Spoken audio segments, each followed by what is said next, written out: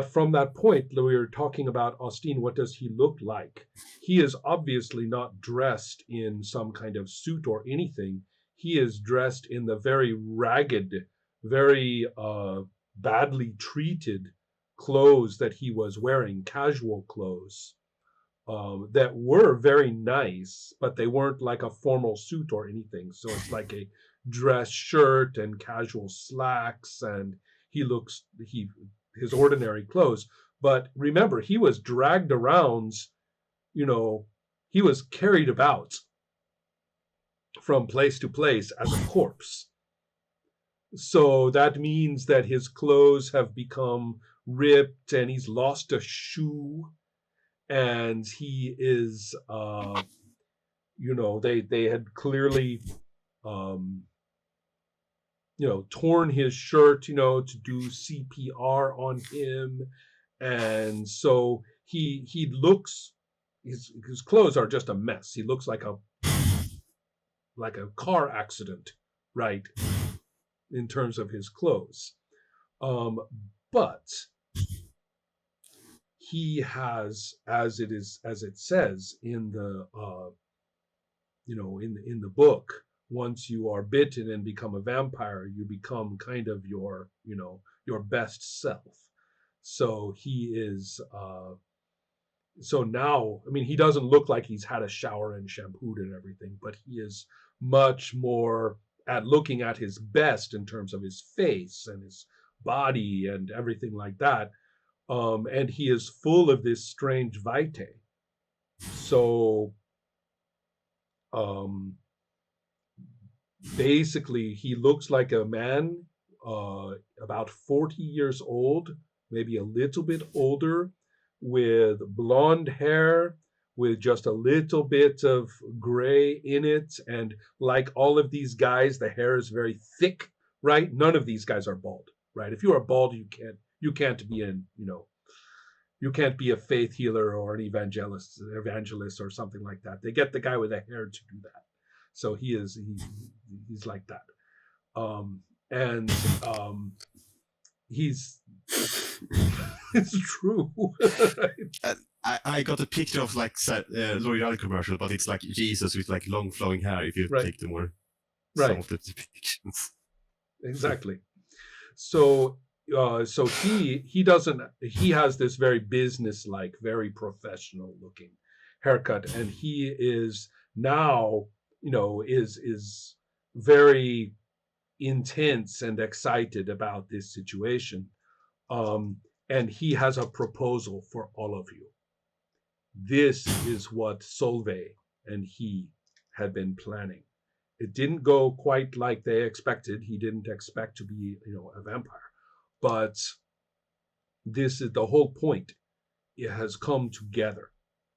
And as he is beginning to get excited and say that we are going to create a new age, an age of the sun, an age of dominance over the herd of mankind, we shall move into the proper fate, right, for the kindred. That he's going to lead the way. He is going to be the opener of the way, the one who, I mean, Solveig was supposed to, but that was a bad idea. It was going to be that he would just be kind of like the helper, the social helper, that turn his church, turn his celebrity, into the path for Solveig. But you know what? Screw that. I have the vitae now. So do you, pointing, at Nora. So do you. We don't. Who needs an old guy anymore? And as he is speaking, he's talking all about, I mean, this guy has, in game terms, he has staff, resources, etiquette, contact, allies, fame, status, striking looks, and he is sympathetic. That's a lot of merits, right? I went through the system. If you want to organize anything, just give this guy a phone. Well, so his his suggestion is that we skip the last part. No, he wants to do this, and at this point you will realize that the voice of Nora's thing, whenever he stops talking, it speaks. When he speaks, it stops talking, and it is saying the same thing.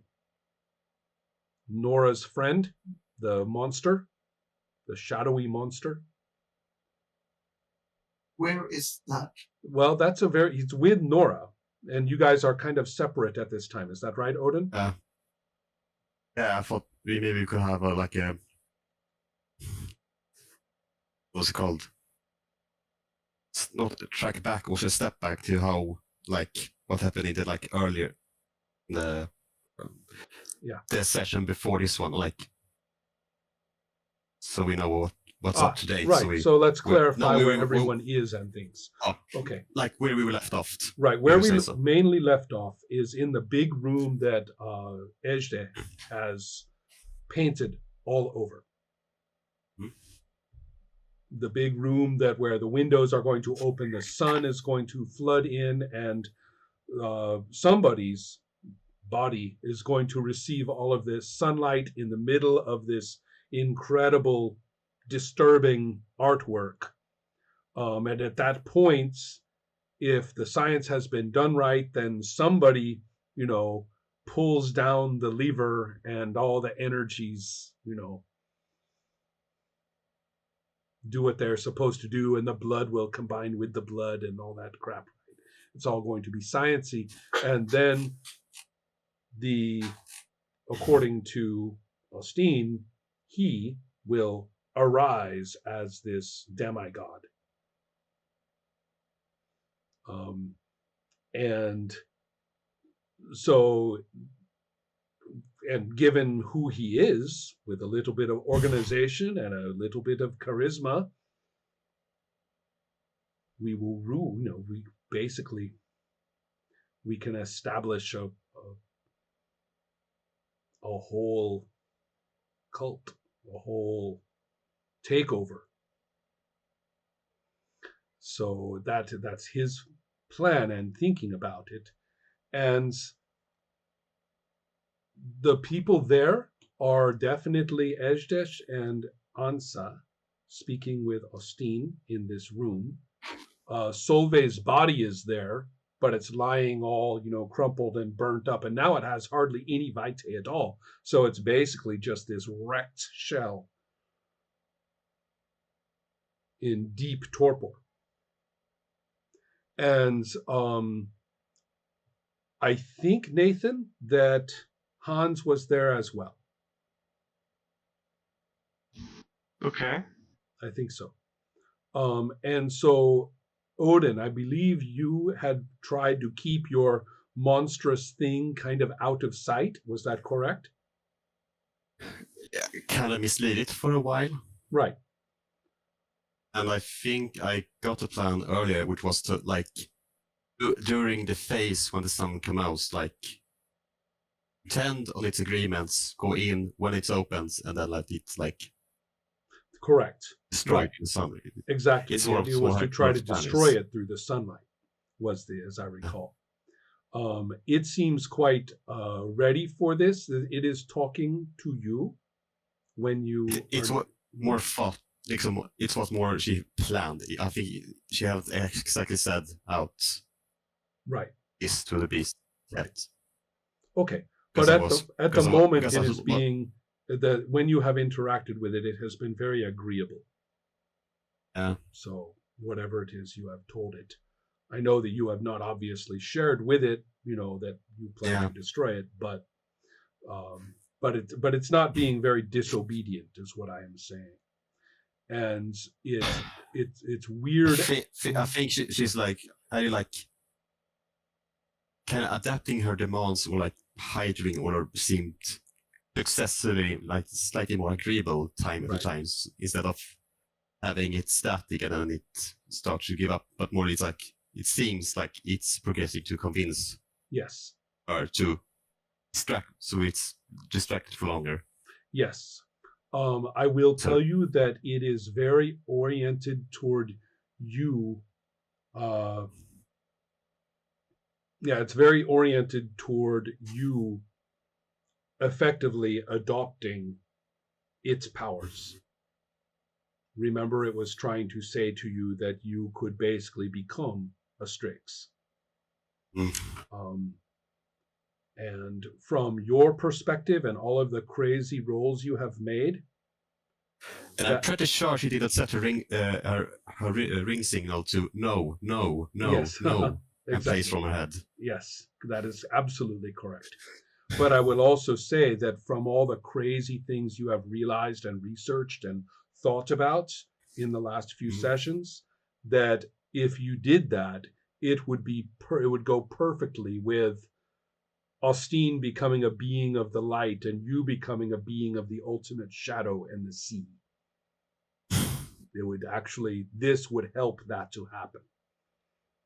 So there are great and mighty forces at work here, and you would be the perfect candidate for one of them.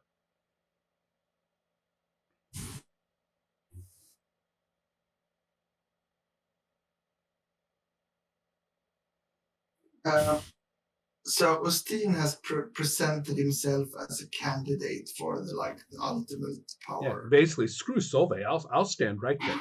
It's perfect. Yeah, It's perfect. but just like Mhm. what do we know about the newly born vampire? Are they like extremely mighty, or are they? They are not very strong, but he is unusual because of all this strange vitae he has received, and he has also, instead of having to hunt like an animal through the alleyways, and to basically live like a human rat, he has been fed and pampered and given hot vampire lady blood, and is all about, and so he's bonded with her, and he is clearly feeling properly authoritative, properly and he's making a case. This is it. This is perfect. Much better plan than it was before. This is great. Yeah, um, I think I want to talk to the two persons in the room without Ostain like being part of that conversation. Are you sure you really want to let him run around by himself?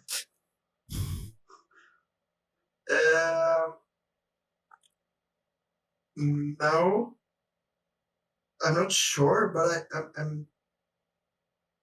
I'm doing like hand Yeah, you're like, gestures that we should talk to Hans okay. and answer. And I mean, just going away in the same room would probably not make. No, I mean, vampires his hear very senses well, right? Yeah. So I'm telling him to like No, put it's his hands probably over not his going to work. ears. Right.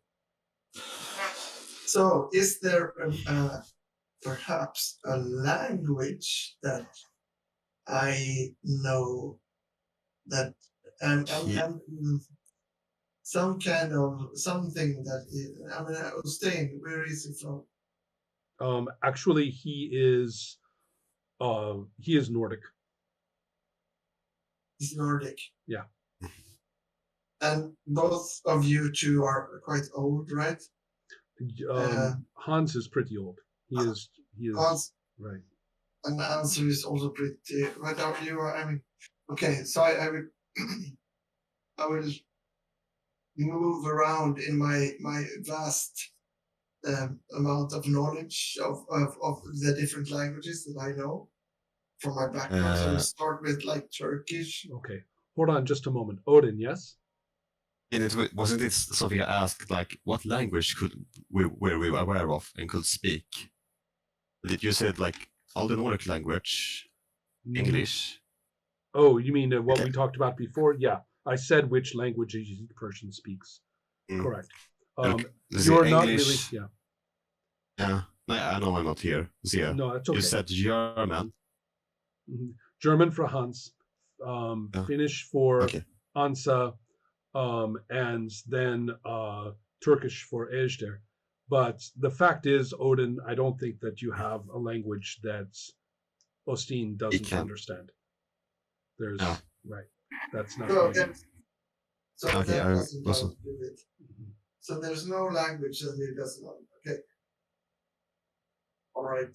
Then he will have to hear this. Mhm. Okay, guys, I turn towards you. I don't trust this guy. He's not a person that I trust in any way.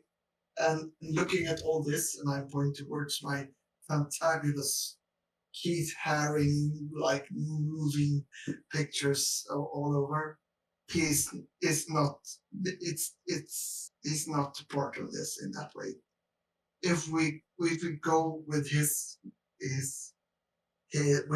line, we are going against the the puzzle pieces the way I imagined it when I did this. This is not right. We have to Yeah. stick with our plan. Hans agrees. Mhm. Yeah. Yeah. We need to go back to whatever was the plan. That's out of control and is going to turn bad. I didn't sign for it. Mhm. For that. That's right. Right. Correct. Yeah, it's completely out of question that he would be this one because like what kind of claim he has? Like nothing. He was 0 like before, and now he's suddenly like, oh, I'm the greatest vampire. So you will do as I say.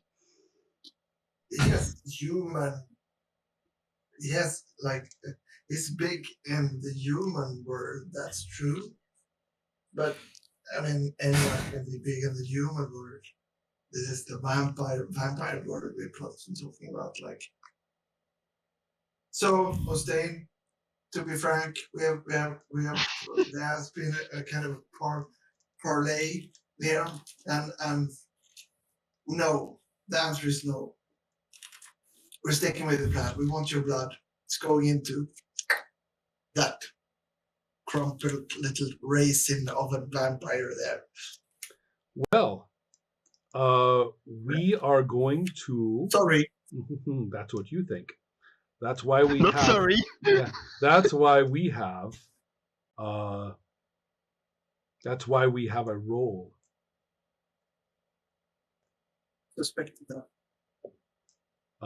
And you may dislike this impact on your character's behavior, but he has a hellacious role based on his manipulation, socialize, striking looks, sympathetic. In other words, he is really annoying with all of this charisma and excitement that he can bring to this. And there's only one problem. Espen Ansa will probably know this. Actually, and Esther will too. What he's talking about could work perfectly. Just letting you know, he is actually making sense.